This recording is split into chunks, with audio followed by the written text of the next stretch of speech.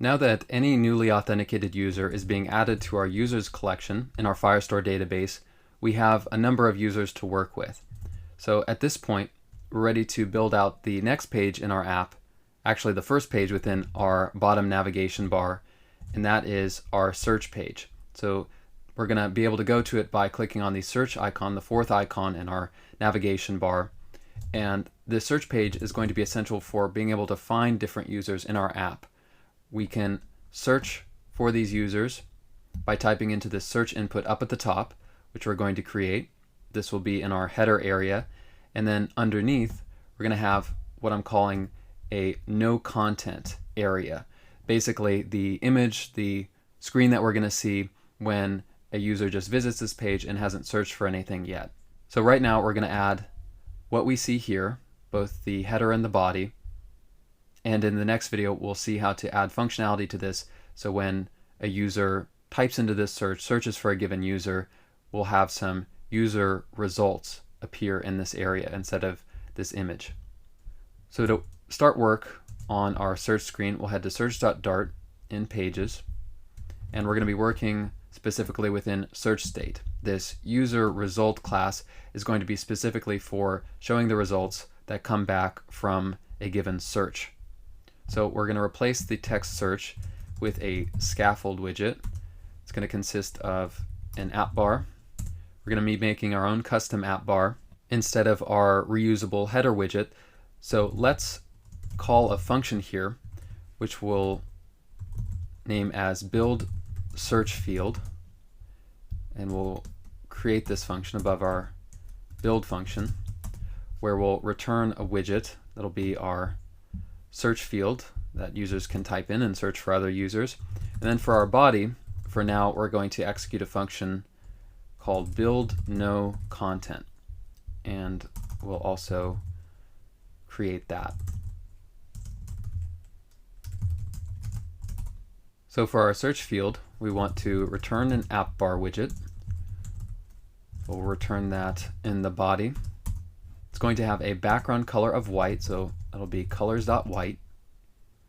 The title will be set to the widget text form field, where we'll decorate it and set the decoration attribute to the input decoration class, where we'll set hint text to search for a user. To give it that gray background, we'll set filled to true. We're going to prefix the input with a icon. So the prefix icon will be set to icon, and the icon itself will be from icons.account box with the size of 28.0. Then we'll have a suffix icon that will serve as a means of clearing out our input. So suffix icon will be an icon button to make this clickable, where the icon will be icons.clear. And for onPress, which we need to provide, we'll just add an inline arrow function and just print cleared for now. Then for our body widget, which is going to be supplied by build no content, we're going to return a container widget.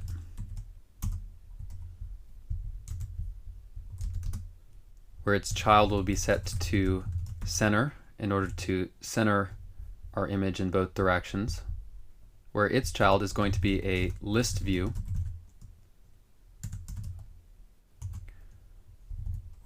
Where its children are first going to consist of an SVG picture. Now, SVG picture is a widget that comes from the Flutter SVG package, so we'll need to import this. And remember, we have a number of SVGs within our images folder, and specifically we want the one called search.svg. So to use this asset image, we use svg picture.asset, and then we provide the path to it as a string. So that will be to assets/images/search.svg. And on it we can set the height property. We'll set this to 300. Then underneath our image, we'll have a text widget with the text find users. We'll set text align to center with text align dot center, and we'll set the style once again with the text style class, where the color will be colors.white. The font style will be font style.italic.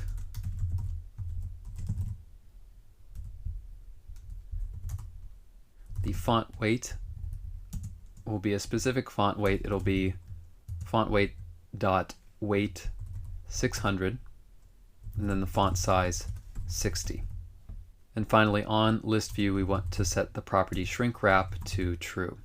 The list view is an important widget here because we need a widget that's going to be able to resize when our keyboard opens up. So our keyboard's going to open up when a user wants to type into our text form field.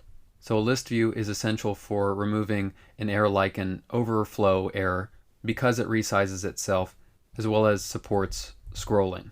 So let's take a quick look at the result. If we save search.dart and go to that page, it's looking pretty good. However, we need to change the background color. And the way to do that, which we can do directly on scaffold, is to set the background color property. And I'm going to make mine just a shade lighter than my primary color.